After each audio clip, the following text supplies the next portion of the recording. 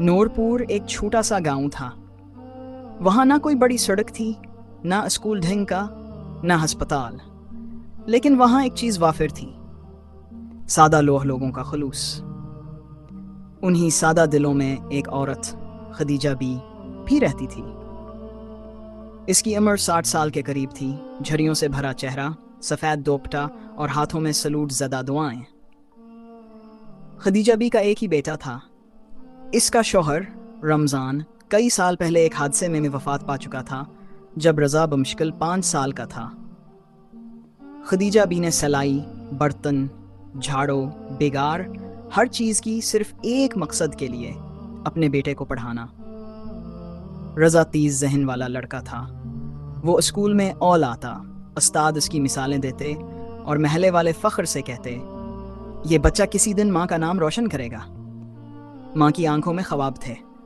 वो हर रोज़ फजर के बाद हाथ उठाती, या अल्लाह, मेरे रज़ा को दुनिया की इज्जत दे, मगर कभी माँ को ना भूले। रज़ा ने मीट्रिक में ज़िला भर में पोजीशन ली।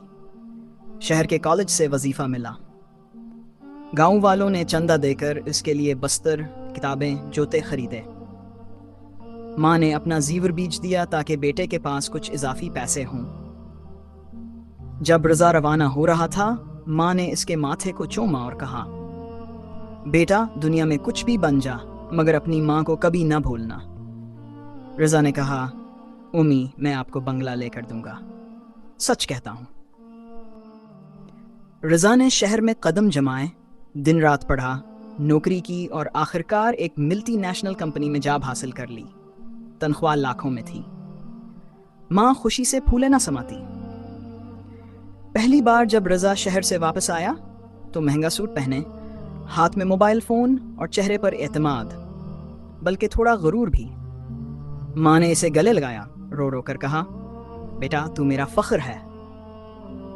रज़ा ने एक बार कहा, उम्मी, अब ये गांव नहीं, शहर में हमारा मकाम है, आप मेरे साथ शहर चलिए। माँ ने इनकार कर दिया, बेटा, यहीं तुम्हारे अबा की कब्र है, मैं इसे नहीं छोड़ सकती। तुम खुश रहो, मैं ये खुश हूँ। रज़ा ने शहर में फ्लीट खरीदा, फिर एक खूबसूरत, मॉडर्न मगर मगरूर लड़की नाइला से शादी कर ली। नाइला एक आला ख़ानदान से थी, हर चीज़ में नफास्त मगर दिल में गरूर। माँ को अस्कीज़ बान, अंदाज और बातें पसंद ना आए। नाइला भी खदीजा बी को दिहाती, पसमानदा और बोझ समझती थी। चंद महीने बाद जब माँ शहर आने पर ज़द करने लगी कि बेटे से मिले, नाइला ने साफ कहा, ये छोटे छोटे कपड़ों में तस्बीह लिए हमें शर्मिंदा करती हैं, बेहतर है ये वापस गांव ही चली जाएं। रज़ा ने झंझला कर माँ से कहा, उम्मी, आपको यहाँ नहीं रहना चाहिए, वापस गांव चली जाएं या किसी ओल्ड होम में। माँ के दिल पर खंजर चला।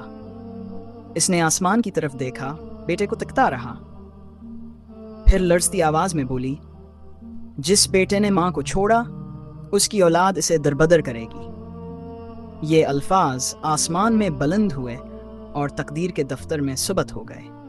खदीजा भी वापस नूरपुर गई, मगर दिल टूट चुका था।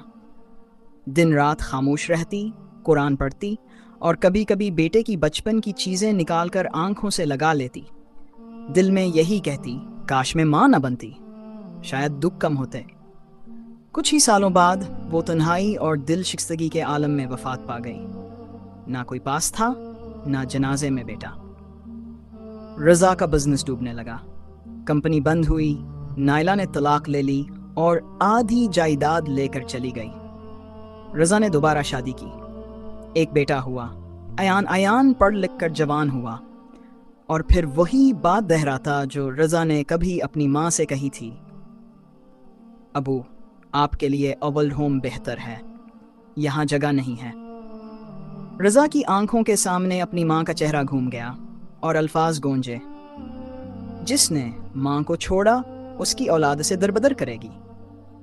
रज़ा नूरपुर आया, माँ की कब्र पर गया, मिट्टी चूम कर घंटों रोता रहा। उम्मी, मैं मुजर्रम हूँ, आपकी बद्दुआ ने मेरा सब कुछ ले लिया। फजा में सुनाटा था, मगर ऐसा लगा जैसे कहीं इनकही आवाज़ आई, बेटा, बद्दुआ माँ की ज़ुबान से कम और दिल से निकलती है, और दिल की बात अर्श हिला देती है।